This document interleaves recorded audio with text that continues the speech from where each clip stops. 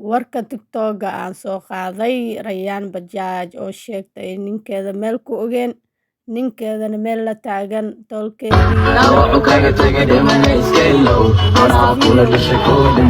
islaamaya ummadda Soomaaliyeed meel kastoo joogto kolley nin qabiil miyo defanada Soomaaliyeed baan ahay nin habar wacanayo reer hebel ay odhanayaan ma yihi laakiin ummadda Soomaaliyeed waxaan u sheegayaa inaan Nairobi joogo waxaan u sheegayaa in la taagay bismillaahi raxmaani raxiim dhammaan ummadda Soomaaliyeed waan salaamayaa dafaac caalamka kala nool waxa jirtay arrin yar oo aan xalay ka hadlay qof gaar ah oo aan magacaabay oo waxba saas igu sameeyaan hebel ma jirin marka waxaan idinka codsanayaa inaad arrintan iyo family-gayga kala saartaan aniga xaaskayga iyo arrintan inaad kala saartaan baan idinka codsanayaa aadna dhammaantiin baan idin salaamayaa dhammaantiin bood mahadsantihiin adigu danahaaga qabso adigu danahaaga raaco qof dantiisa ha ku habsaamin walaw aniga walaw qof kale tashtay walaw qof kale noloshiisa ha ku habsaamin intaad ka madkan qorayso biyo qabo cab fideoga baan halkii iga sii socdaan sii duubayaa inta samaha jeclaad baan idin jeclahay dhammaantiin salaamada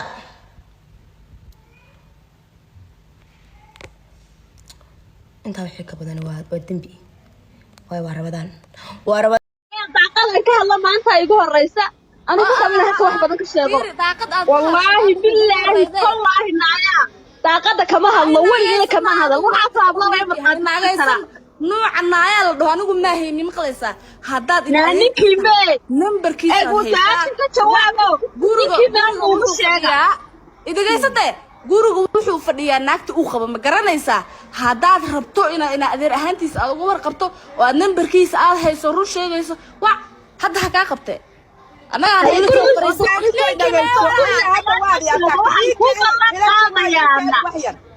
أنا هذا وادي أتاك تورت قلك وقل فلانقو قفل بفكر دي سقر ربوية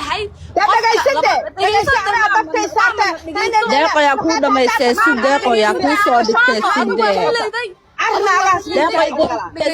ما أنت دبا كوسو عنا يقف عن فلانقين مرة هنا صار دكتسون دقيقة إذا جيسو qolka markaad ka hadleeyday waan saarnaa ilaa hadda aan ku dhageysanay dad wuxuu soo qoray waa ayadii war anaga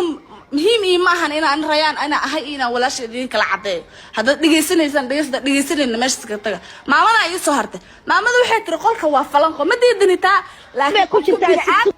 ku jirtaa wax wanaagsan maaha walaal waa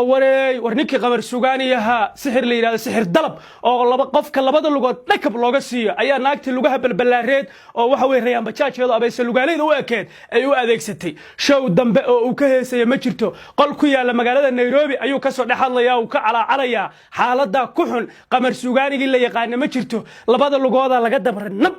oo sixir dalab la yiraahdo faalaalow casri waxa weey ay naagtu ka soo qaaday majaha waaweyn leh ayay labada lugood uga dabartay inna lillahi wa inna ilayhi raaji'uun qamar dambe u maleeyma inuu show dambe iyo aroos dambe uu waxa weey ka nignikaa la arki maayo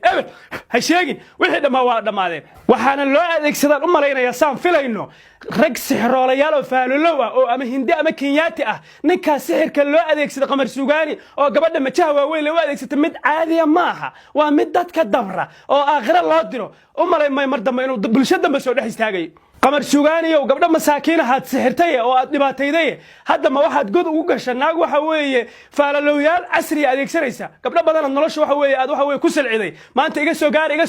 soo gaar Soomaaliya mare